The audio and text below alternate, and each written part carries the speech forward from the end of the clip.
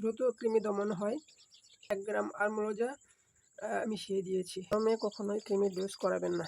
কৃমির কোন ওষুধটা খাওয়াবেন এবং কিভাবে খাওয়াবেন, কখন খাওয়াবেন সেটা বলি। আমরা মূলত এই বাচ্চাগুলোর কৃমির ডোজ করব। কারণ হচ্ছে এগুলো ৪৫ দিনের ওপর বয়স হয়েছে এদের।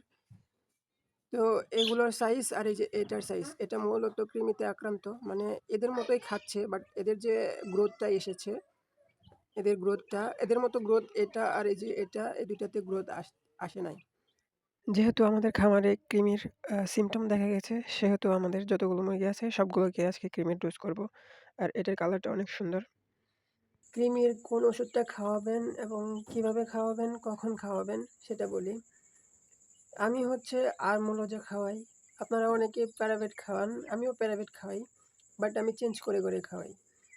ধরেন যে ১ম এ যে ৪৫ দিন বয়স হয়েছে এদেরকে আরমোলজা খাওয়াবো এখন। তারপর আবার ৩ মাস পরে যখন আবার আরেকটা ডোজ করব তখন ওদেরকে প্যারাভেট দিব। কারণ মানে ৩ মাস পর যখনই কৃমির ডোজ করি তখন আলাদা ওষুধ দেওয়ার চেষ্টা করি। এতে হচ্ছে দ্রুত কৃমি দমন হয়। আর ওষুধটা কত পরিমাণ নিবো সেটা এখানে ১ লিটার পানি নিয়েছি। ১ লিটার পানিতে ১ গ্রাম আমরোজা মিশিয়ে দিয়েছি। সেটা এখন এভাবে আলাদা পাত্রে ভাগ করে, যেহেতু আমার আলাদা আছে মুরগি। এখানে আছে এগুলো, দেন এখানে আছে এই ২ টাকেও খাওয়াবো।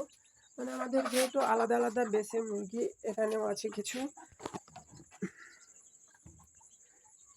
ঠিক আছে? এগুলোকেও দিব।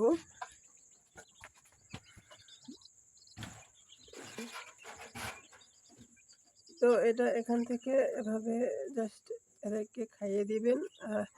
অবশ্যই যেদিন মানে ঠান্ডা থাকবে, কোনো রোদ থাকবে না, ঠান্ডা পরিবেশ, ভোরবেলা খালি পেটে এভাবে কৃমির ডোজ করাবেন।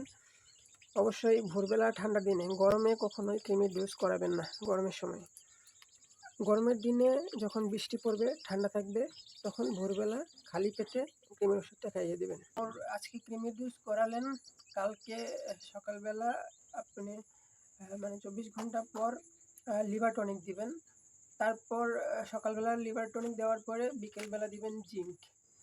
এ দুটো খাওয়ালে ওষুধে যেটুকু সাইড ইফেক্ট হবে সেটুকু পূরণ হয়ে যাবে। সো এভাবেই কৃমির ডোজ করালে আশা করি কৃমি দমন হয়ে যাবে।